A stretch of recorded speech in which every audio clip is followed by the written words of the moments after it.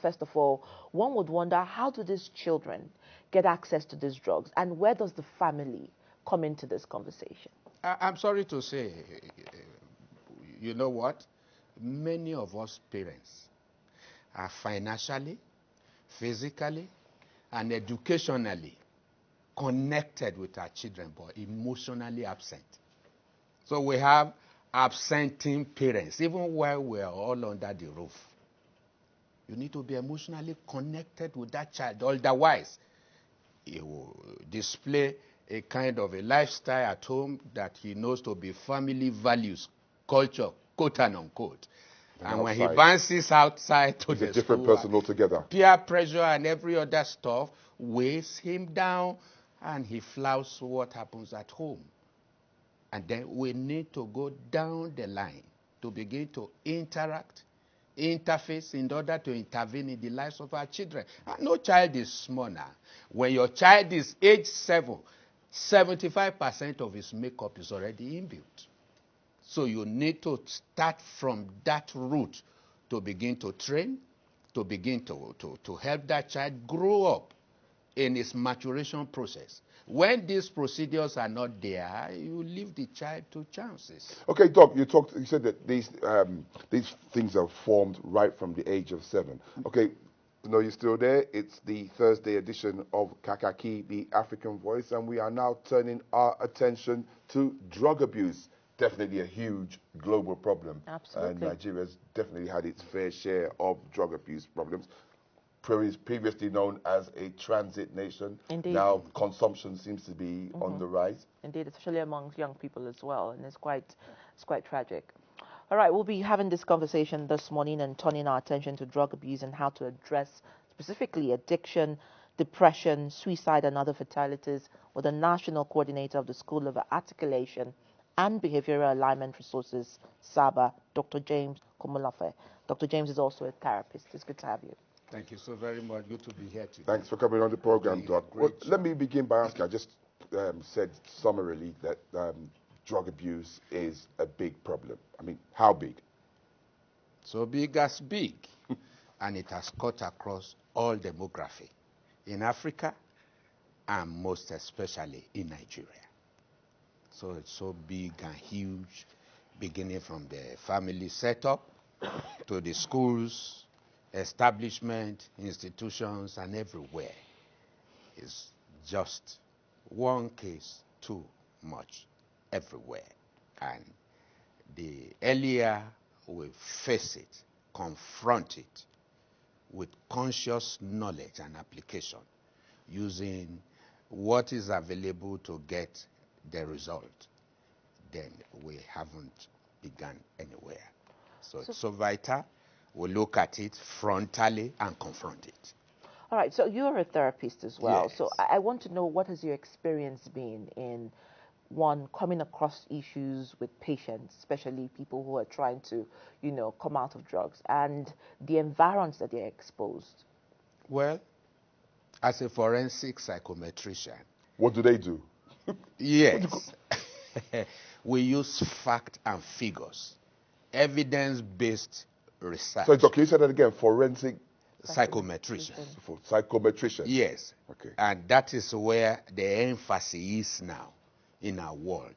You need the capacity to invade into these drug addicts or somebody who is vulnerable, invade into them to see what kind of drugs are they into, why did they go there.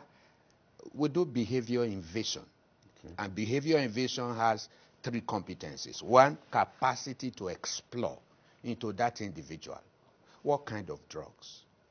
What are the incidences and the manifestations, the symptoms and all of that? What quantum and all of that? Then we'll do expression, 3E model. We'll show you, oh, this is what is inside you, this is the havoc it has caused you, and all of that. And then we establish you back to your default setting. We've had cases across Nigeria. I travel a whole lot around Nigeria just to handle a boy there who's been rusticated from 4 universities across the world because of drug addiction, porn, suicide, and all kinds of stuff. They belong to the same behavioral violation family. Addiction, depression, even hypertension.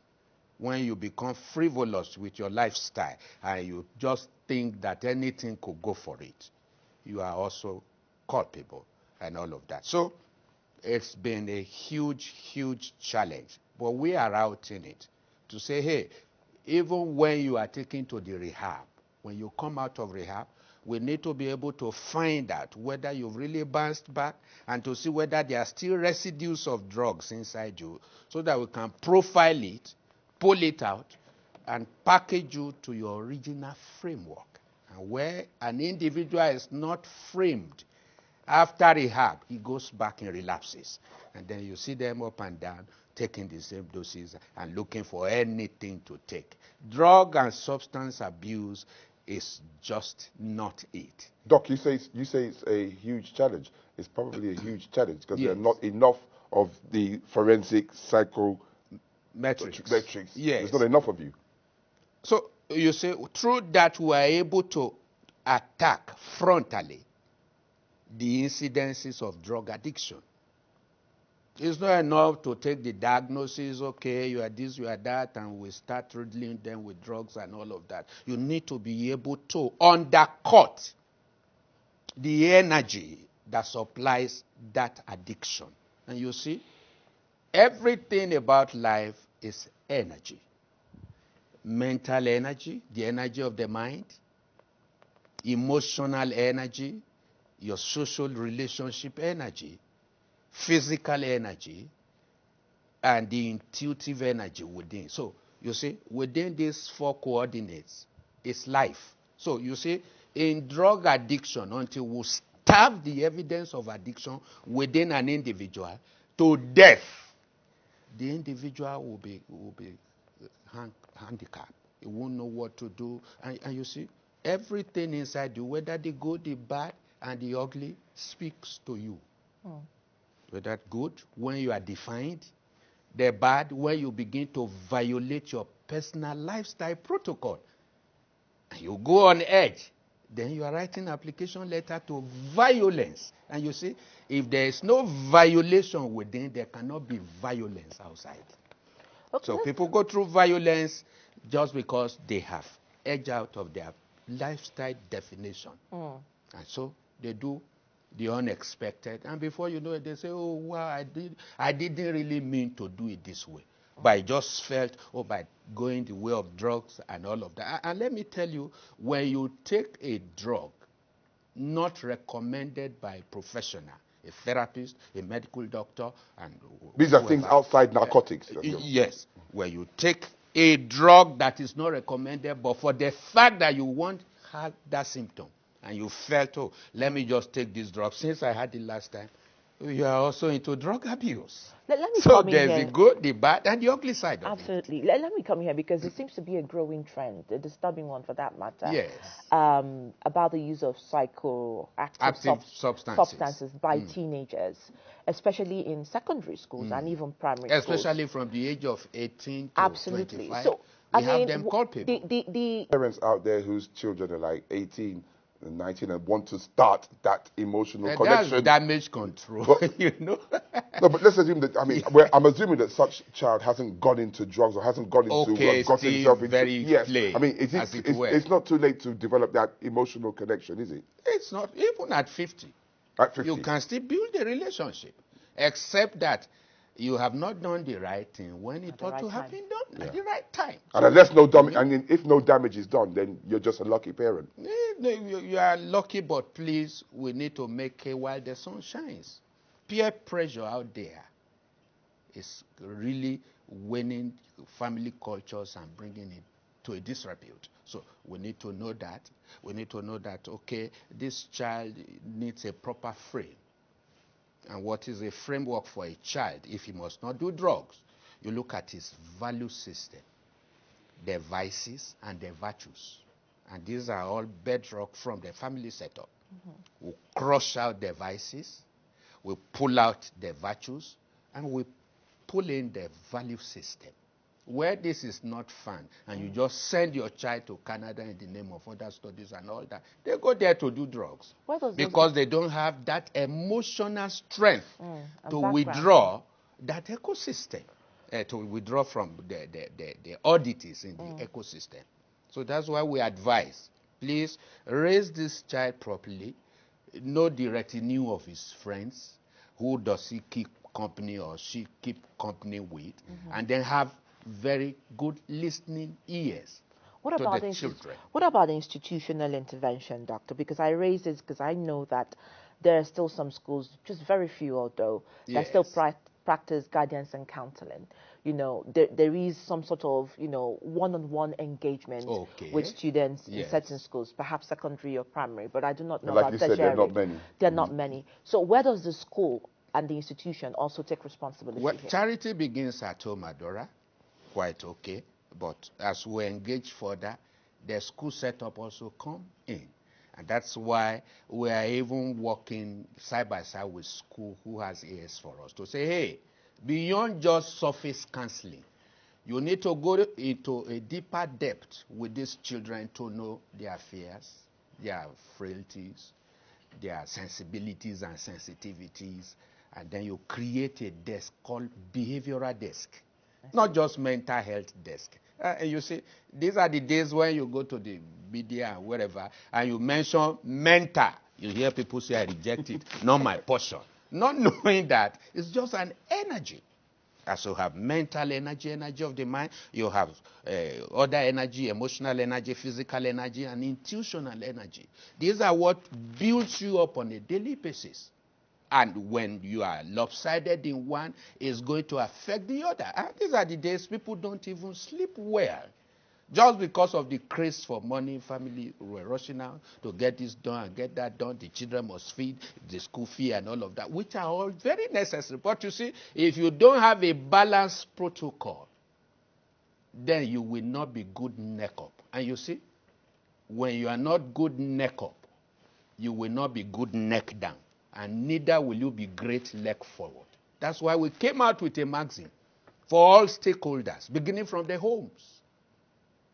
You do your hand this way. That is IDP value. What is IDP without the camp?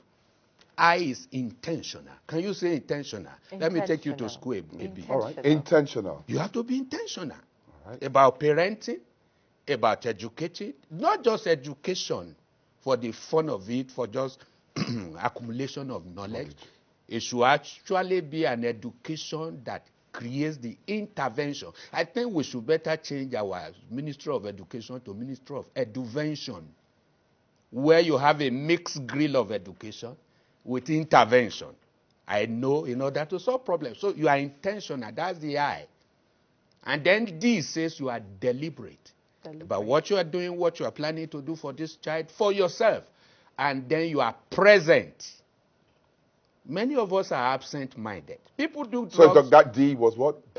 Deliberate. D is deliberateness. Okay. I, intentional. D, deliberate.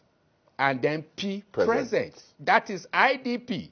And until you observe this quotient as a lifestyle and a cliche, of course, you'll find yourself in the IDP camp, where you'll be needing detention because you've not been good neck up. So we're talking neck up so that you can be good neck down to be great leg forward. When you are good neck up, the quality of your sight. How do you see it? Your ears, what do you hear? Your mouth, what do you talk about? These are all issues in mental health people are not looking at.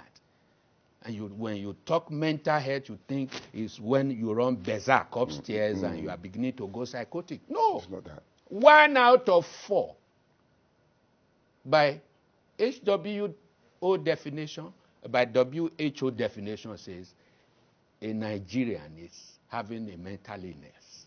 And mental illness does not mean you are mad, like I said. It could be anxiety, you are nervous wreck. Before you know it, you can't manage it. It begins to manage you. Instead of you empowering your own will, you see some extraneous forces controlling you and all of that. You are sad, you are disgruntled.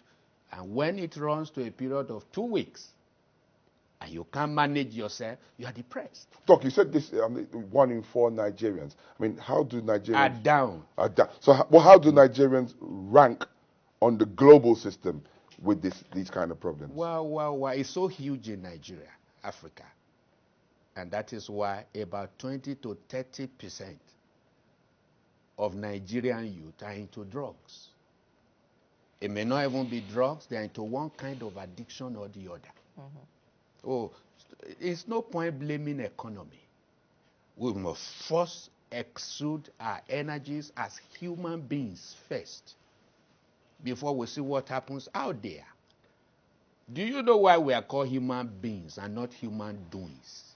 You must be first. So your capacity to identify who you are as a being differentiates you from what you do. So your be factor and your have factor. When you join the two, you behave. So find out who you are and what you have. You will behave. But when you want to have before you become yourself, you will misbehave. And it is the track of misbehavior, addiction, depression, suicide ideation, and all that we have around coming.